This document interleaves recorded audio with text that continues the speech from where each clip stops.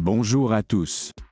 Je suis ravi d'avoir l'opportunité de partager avec vous un aspect fascinant de l'histoire de Haïti, une île riche en culture et en histoire, surtout durant la période précolombienne. Aujourd'hui, nous plongeons dans le passé lointain de Haïti, avant l'arrivée de Christophe Colomb en 1492, une époque où l'île était habitée par les peuples Arawaks et Taïnos.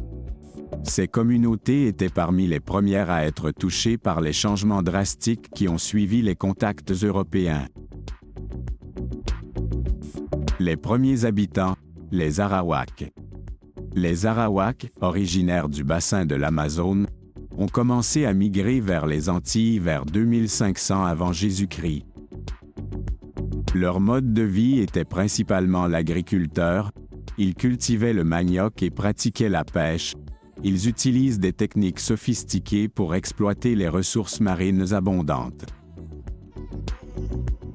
L'ascension des Taïnos. Vers 1200 de notre ère, les Taïnos, un sous-groupe des Arawaks, deviennent dominants dans les grandes Antilles, y compris l'île d'Hispaniola, que les Haïtiens partagent aujourd'hui avec la République dominicaine. Les Taïnos étaient organisés en Catchqua ou Tcheferis, dirigés par des caciques. Leur société était complexe, avec un riche folklore, des rituels religieux et des innovations telles que la balle en caoutchouc et le hamac. La vie quotidienne et les croyances.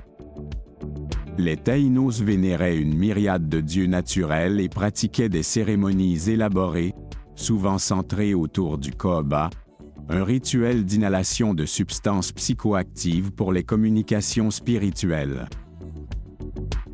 Les Taïnos excellaient dans la céramique, la sculpture sur pierre et bois, et la fabrication de bijoux en coquillages et en os. Le déclin et l'impact de l'arrivée européenne.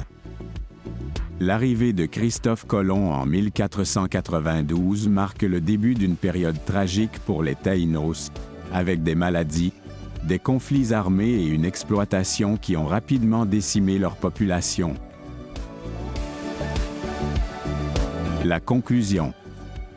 La période précolombienne de Haïti nous offre un aperçu d'une culture riche et d'un peuple résilient qui a formé la fondation de l'identité haïtienne.